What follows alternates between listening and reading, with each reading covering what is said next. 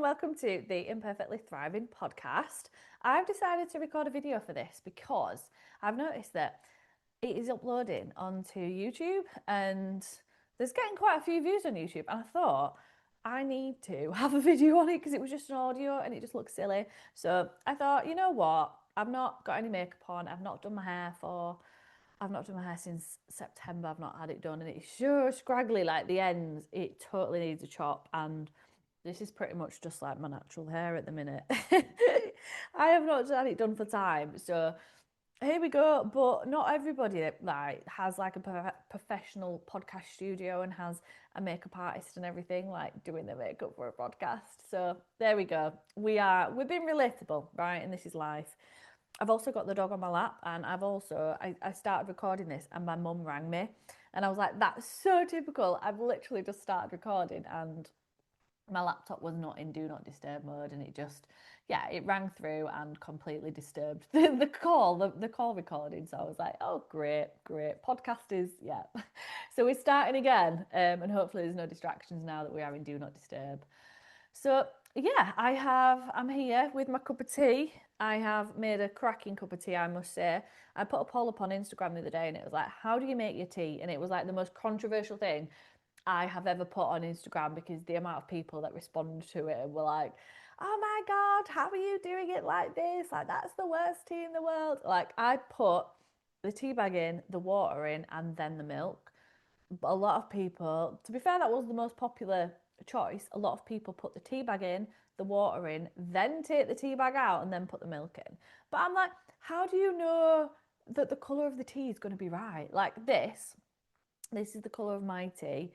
And I'm like, that is perfect. And I know that people are really selective about their like tea types, and always Yorkshire tea for me. Always Yorkshire tea. Can spot a non-Yorkshire tea a mile off. You know, like when you go on holiday and it's like Lipton or something, and I'm like, what is this? What is this trash? But I swear everybody loves a Yorkshire tea. I used to work on cruise ships, and it was like a thing where everyone just knew that I would be big on Yorkshire tea bags. Like, yeah, get some Yorkshire tea coming out, please. I think I think they had Tetley's or something on the cruise ships, and it was, yeah, it just does not hit the same. It doesn't.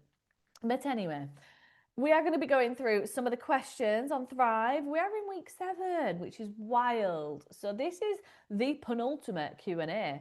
I think probably next week's we'll just be going over a lot of things that we need to be mindful of going forward after a fat loss phase. And I have probably touched on that a hell of a lot in past podcasts that I've done anyway. But it always helps just to drill home, right? Just to drill home, this is what we need to do. So we have got 3 big questions on today's podcast.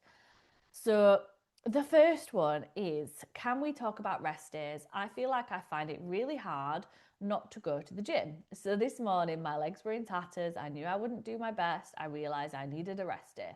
So I got up and did 30 minutes of walking to loosen off, but now I'm kicking myself for not going, even though I'm going to do the other session on Sunday when I've had some rest, and it will be a better session.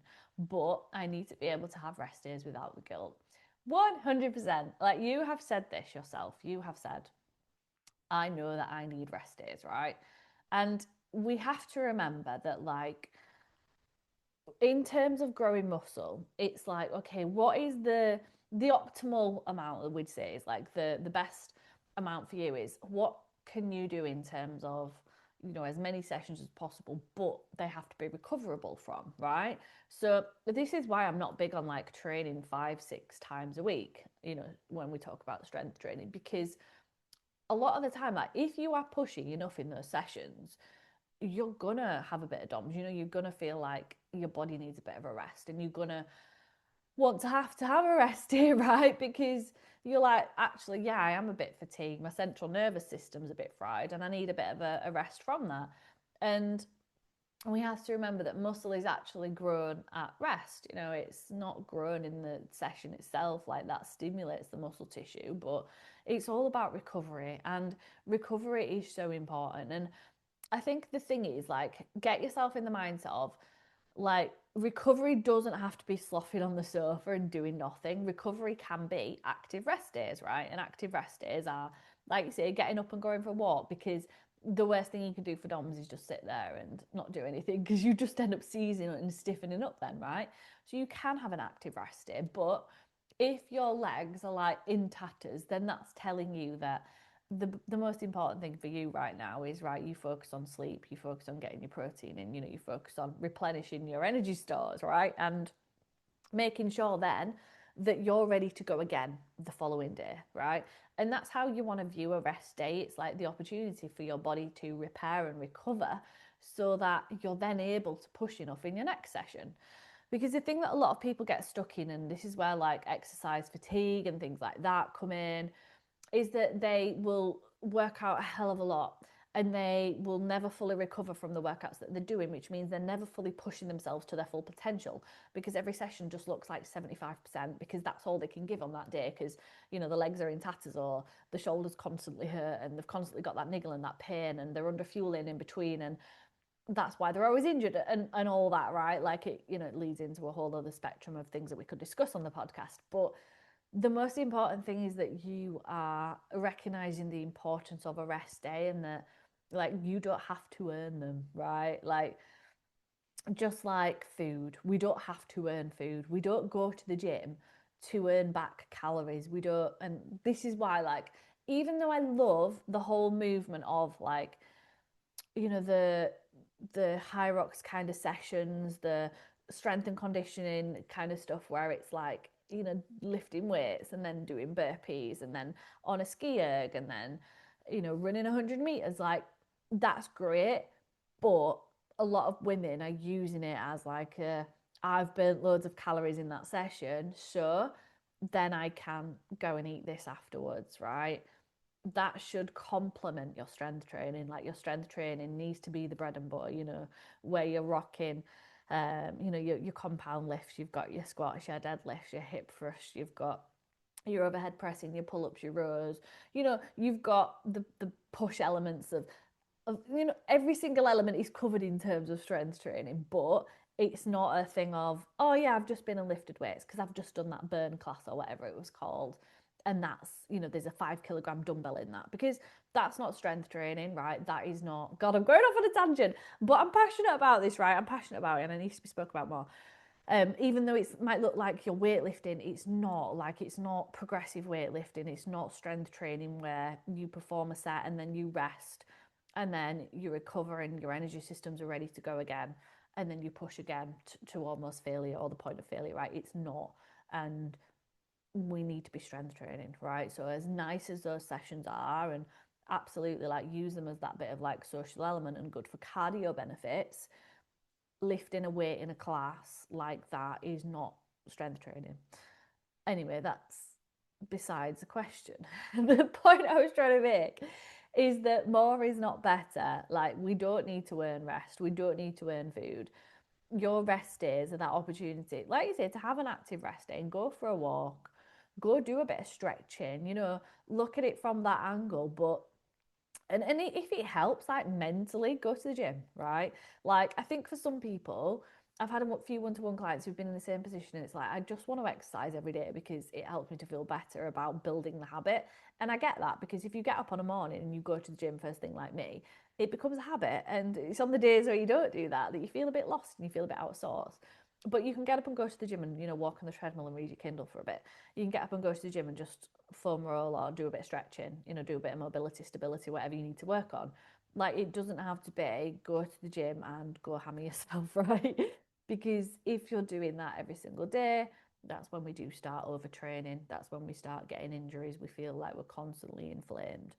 And that's not an issue with hormones or cortisol or anything, in terms of like you're broken, but it's an issue with that we need to learn to find a volume of exercise that works for us, which gets you the results, but is also you're able to recover from. And that's what's really important. So it's not a bad thing to have a rest day. You need it, right? You should train hard and recover harder, because if you're not, how are you then able to go into your next session and push yourself to the best of your ability? You're leaving gains on the table, aren't you? If you're not, you know, if your legs are still sore and you're going into it, then you're probably giving 80% of what you would have been able to do if you were actually fully rested. So think about, yeah, I'll go for some movement, get my steps in, do a bit of stretching or whatever, and I will eat well and get my protein in. And I'm fine with that, right? Like, you don't have to guilt trip yourself because training every day is wild, okay? And that is okay. So you've just got to start telling yourself that. And listen to the language that you talk to yourself with and be like, you know, if you're calling yourself a terrible person and calling yourself a lazy cow, then flip it on its head because you are not, like, you are not a lazy cow for having a rest day, okay? It is normal. And actually, like, hats off to you, because most people are like the opposite of this, and most people are like, they find it really hard to go to the gym, not find it hard to not go to the gym, right? So you are committed, girl, and you are going to go places. I love that for you. But yeah, don't feel bad at all. The best recovery for DOMs after doing press ups, I'm feeling it. So it kind of links to the last question, really, doesn't it? So the best recovery for DOMs is not to sit still and not do anything. Now, with your arms, that's a kind of a different story. Like, usually when we have like leg DOMs, it's been from, you know, heavy squats, or DOMs is like, it's a bit of a unexplained kind of thing that we don't really know that much about. Like, DOMs is not a sign of a good workout, and I know that sometimes it's nice to feel like a bit of a pain, a bit of an ache, a bit of a soreness, because we're like, oh yeah, that works. You know, my muscles are there, they're feeling it. But we can't chase that, because when you're like, you know, you're in a good routine with training and you're consistent and, you know, you're doing the same exercises repetitively, then you don't really get DOMs. Like, I've been in a position where I used to get DOMs. When I started CrossFit, it was horrendous. Like, my shoulders, I couldn't even open the fridge because, like, my chest had hurt, my back muscles had hurt.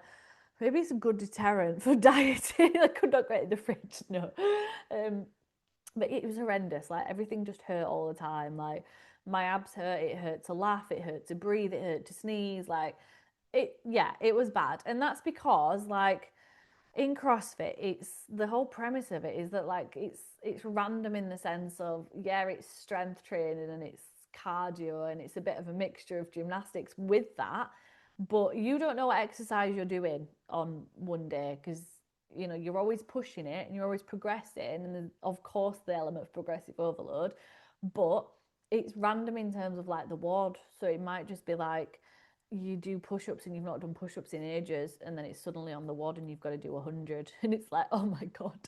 And when you're doing that amount of volume, of course you're going to feel DOMs. So yeah, it's the best recovery is being able to keep moving through it. So not just completely not do anything, but, you know, go for a walk, like, try and exercise, but maybe just reduce the weight a little bit next time. Because, like I say, when I started CrossFit, I would be sore on Monday from the session that I'd done Monday, and then I'd be sore Tuesday, Wednesday, Thursday, and it'd finally ease off on Friday. But if I waited till Friday, then my legs would then hurt on Friday, and I'd be like constantly just chasing it. But the key to it, and I know that this sounds a bit contradicting of what I just said about, like, you need rest days, but when it comes to DOMs and, like, getting into it, it's the worst thing you can do is just not do anything. You know, like, yeah, of course, I still had rest days in between, but I would still aim to go to the gym and try to move through it, because it actually helped. And the worst thing was when I seized off, and that then becomes painful and difficult to then get back into the exercise.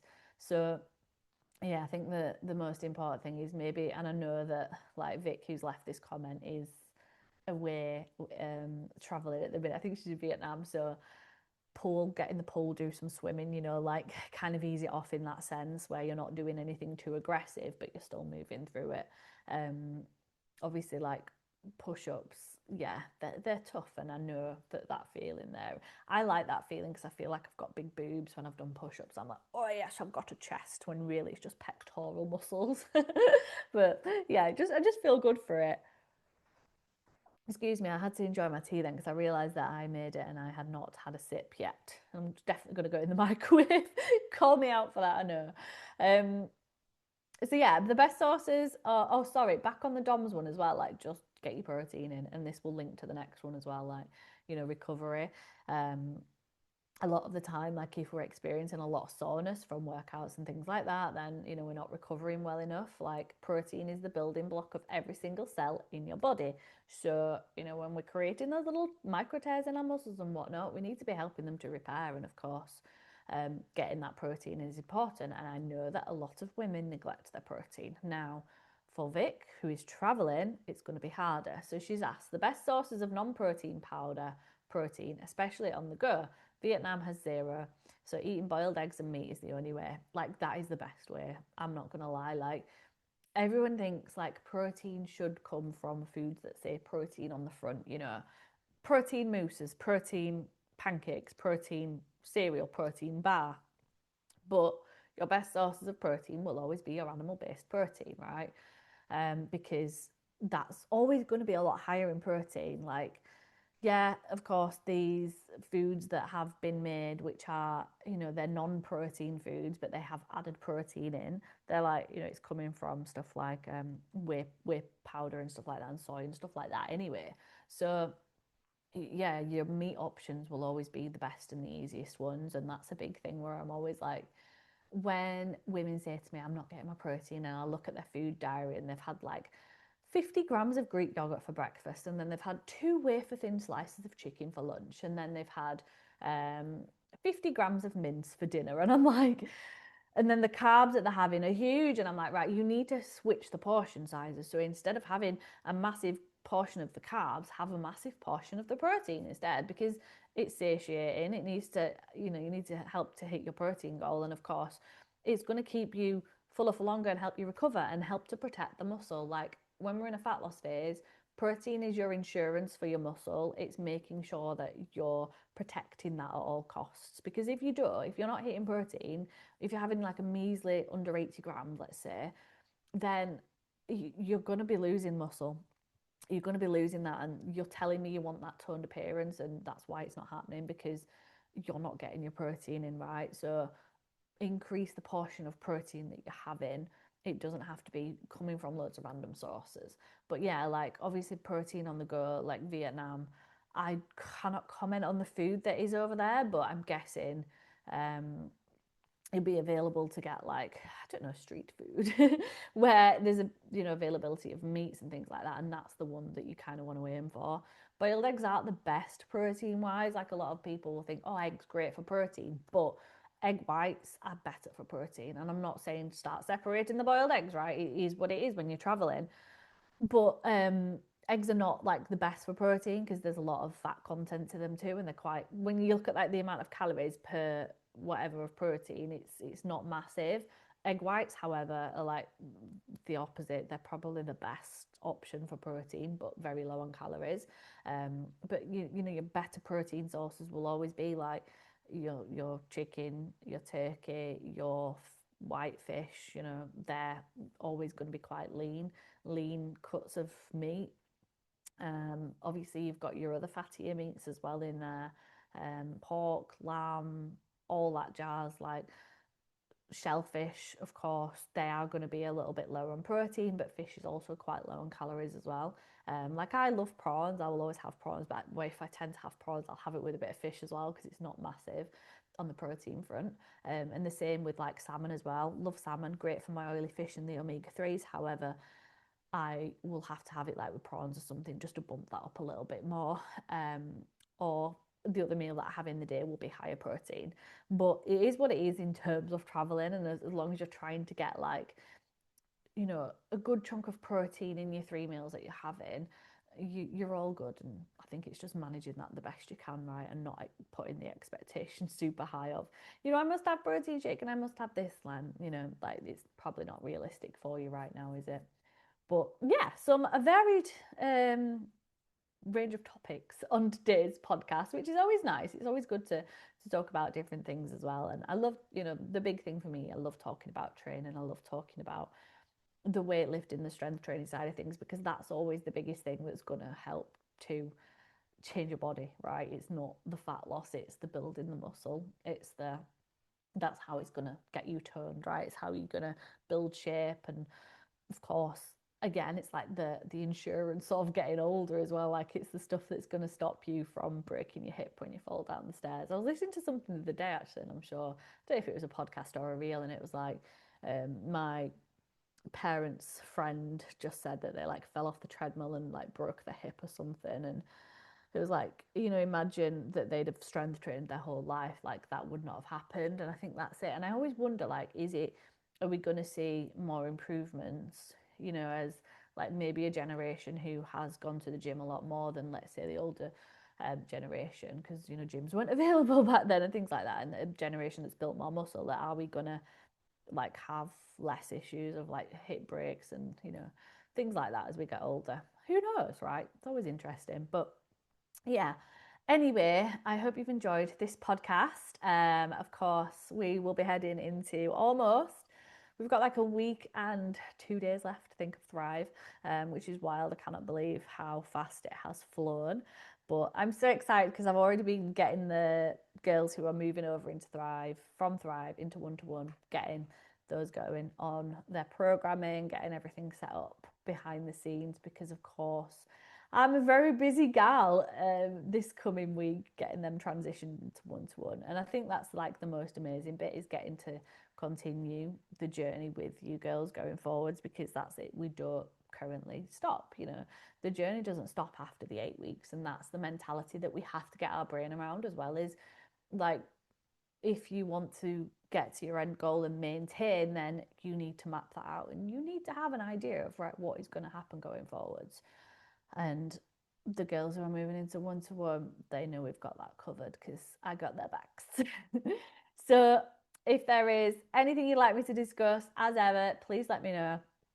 I will be opening up, like, asking on Instagram and stuff, like, is there anything you want me to talk about on the podcast? Because yeah, your girl needs some ideas, right? And I'm gonna start recording in advance as well, so that we've got some banked up ready to go, because I also go on holiday soon, which is quite exciting, and I will not be recording a podcast while I'm away, but I will ensure there will always be one ready to go on a Friday, so you've always got me shouting down your ears, do this, go to the gym, stop being a knob to yourself. You know how it goes. But yeah, I hope you enjoy the rest of your weekend, and thank you for listening.